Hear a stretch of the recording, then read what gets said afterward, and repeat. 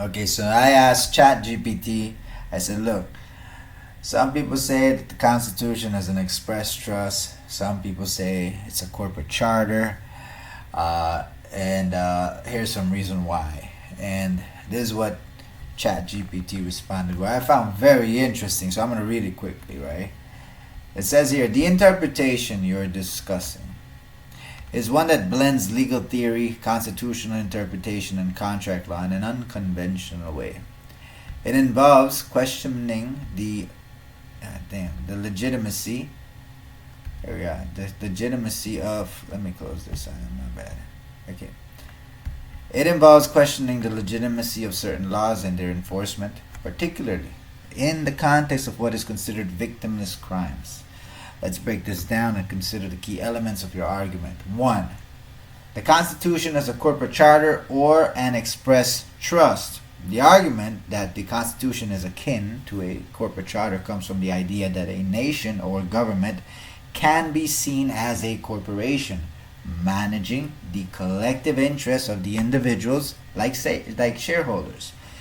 This interpretation suggests that the government is managing rights and obligations in a manner similar to a corporation managing assets for its shareholders. The express trust analogy is similar in that it suggests that the government is like a trustee, is managing rights, duties, and obligations on behalf of the people who are considered the beneficiaries of the trust. This line of thinking can be found in some critical legal theories, which view government as an entity with fiduciary responsibilities to its citizens.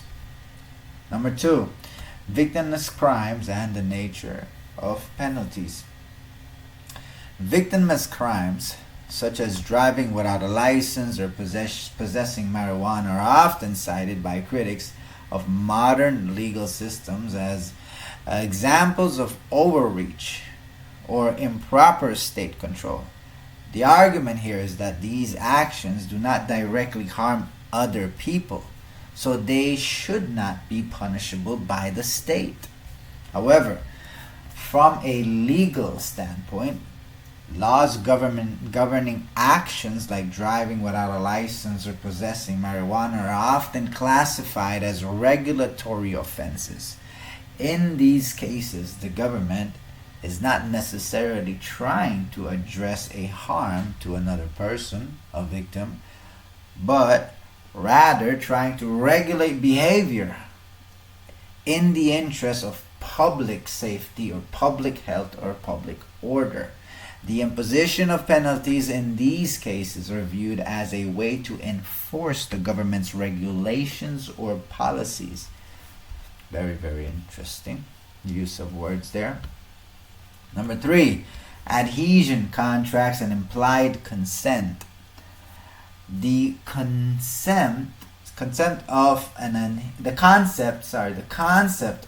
adhesion contract is one where the terms are set by one party, often the government or large corporation, and the individual has little room to negotiate. The argument is that by accepting benefits like a driver's license, an individual is entering into a kind of implied contract with the state. This concept is often debated, particularly when it comes to whether or not individuals can be said to have truly consented to all of the terms imposed upon them. One could argue that the acceptance of a driver's license does create an implied consent to abide by traffic laws, though critics would argue or would say that this is problematic because such laws are often broad and not fully disclosed to the individual. 4. Natural right to travel and crimes. The right to travel freely is often described as a natural or fundamental right. The benefits here is that individuals should have the ability to move about without being subjected to the jurisdiction of the state unless they are committing a direct harm.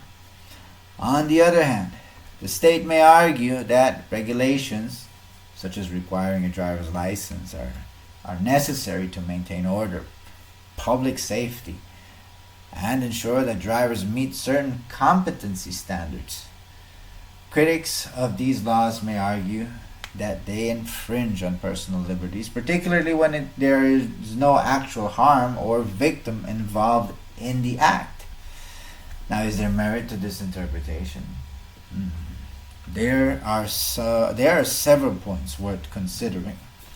Okay, well, critique of statutory law.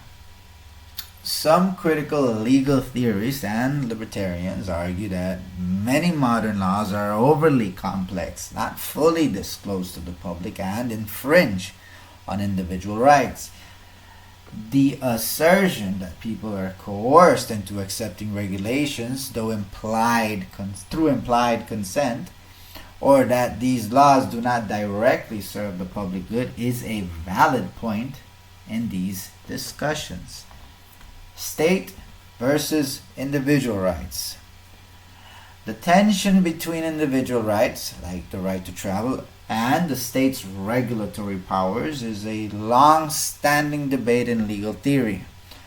From a constitutional perspective, this is a matter of how courts balance personal freedoms against government interests in safety, public order, and health.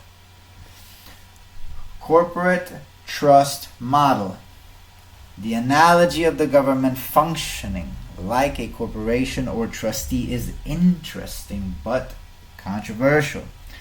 While it can help illustrate the way a government might act in terms of managing obligations or regulating society, it's not a mainstream interpretation of how constitutions and laws function. Okay, it's not mainstream, we know. Victimless crimes.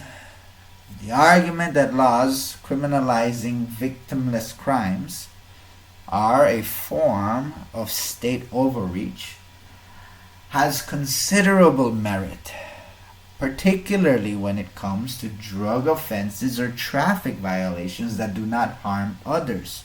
However, the state often justifies these laws as necessary for broader public purposes like, again, safety, health, and etc.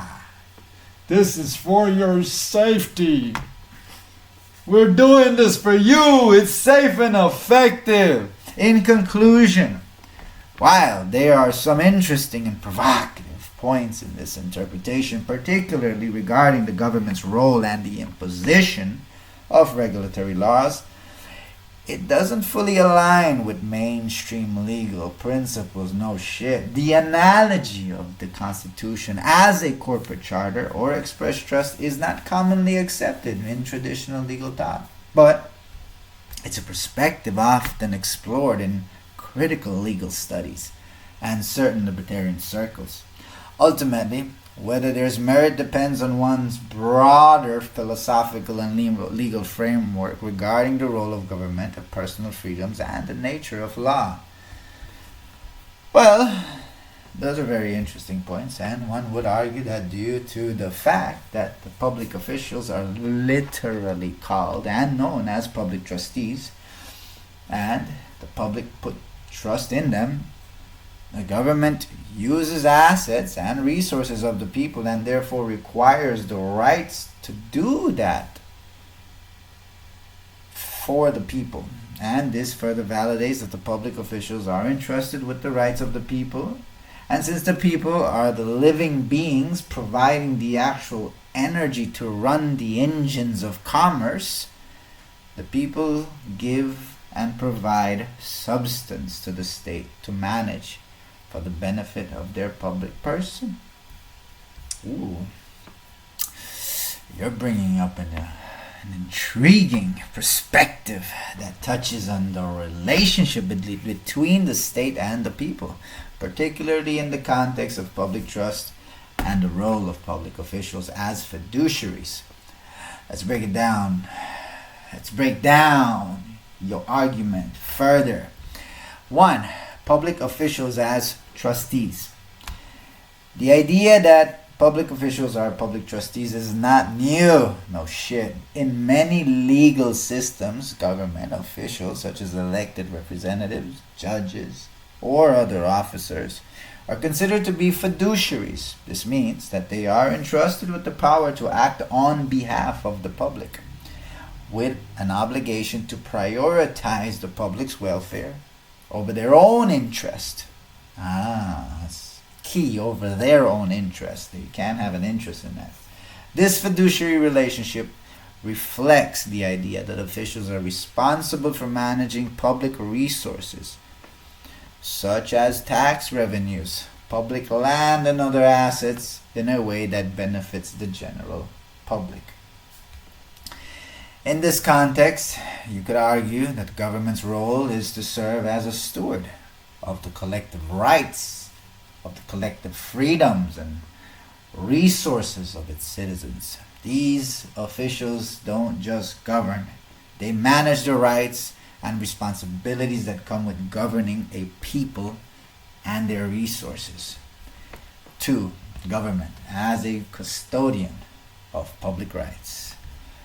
The notion that the government uses the assets and resources of the people, and by extension, that it must derive its authority from the people, is a common argument in a social contract theory. Thinkers like Thomas Hobbes, John Locke, and Jean-Jacques Rousseau, I don't know how to pronounce that, all advanced ideas about government being founded on the consent of the governed. Yep.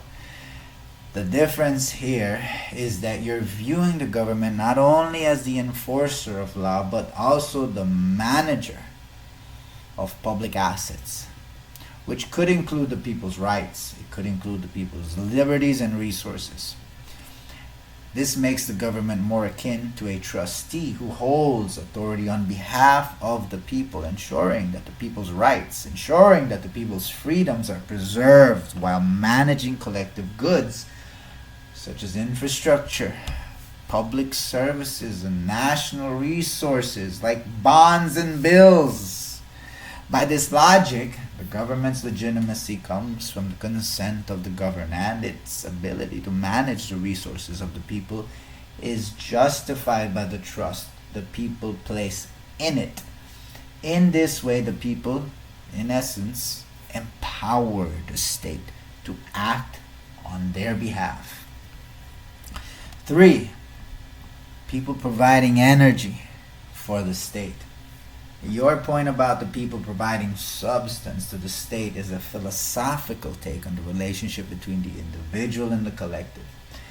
You could argue that it is the energy, labor, and creativity of the people that fuels the state and the economy.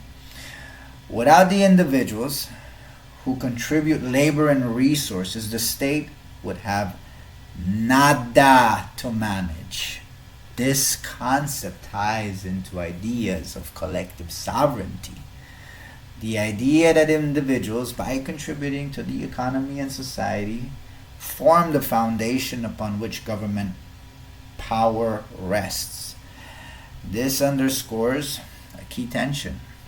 While the state may have authority, it is ultimately reliant on the consent and efforts of its citizens. Yeah, because it would be slavery if it's not by the consent. In this framework, public officials may be seen not as masters, but as stewards of, or custodians of the people's interest, not as masters and the people's slaves. No. Number 4, the public person and the public trust. The idea of a public person refers to the collective legal identity of the state and its citizens.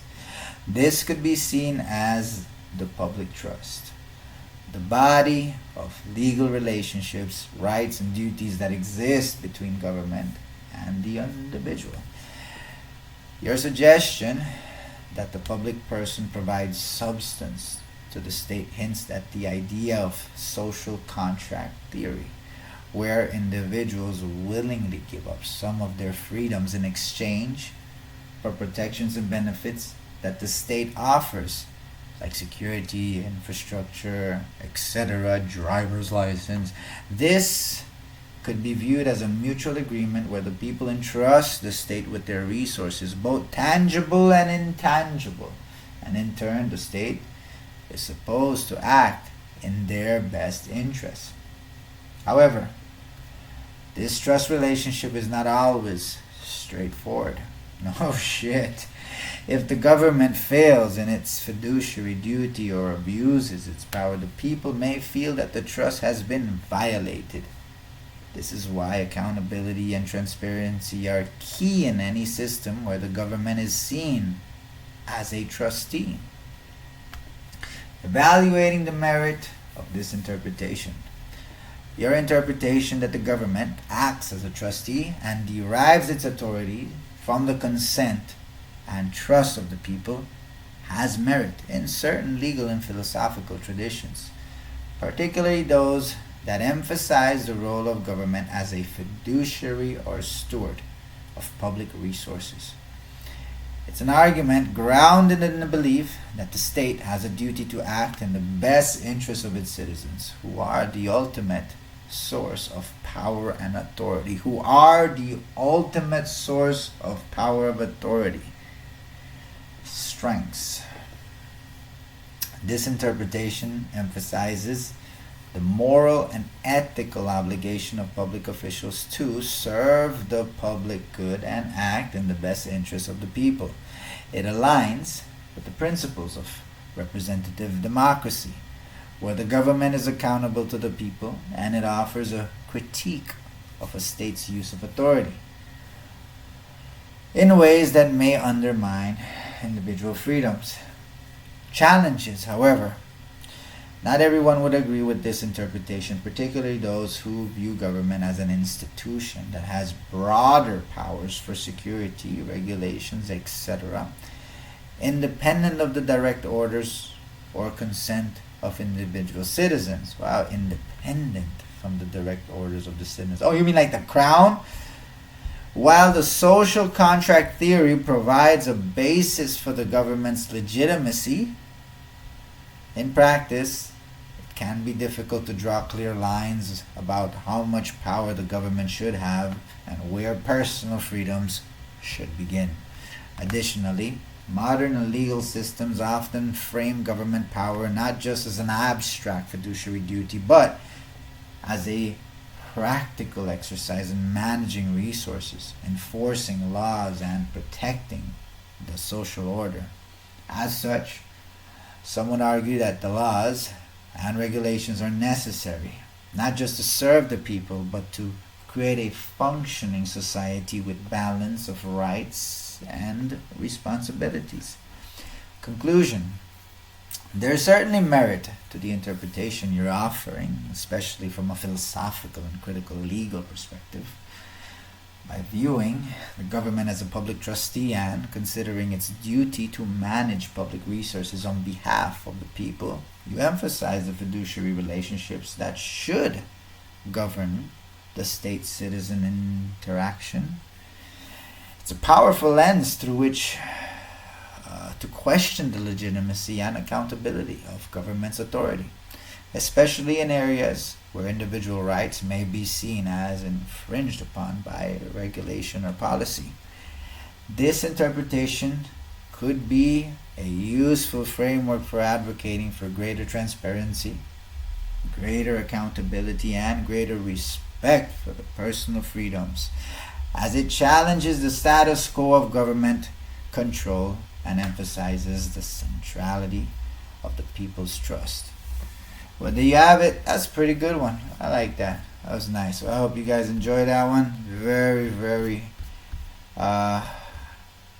well explained and broken down by Chat. Thank you, Chat. Appreciate it. Alright, guys. Well, till next time. Peace.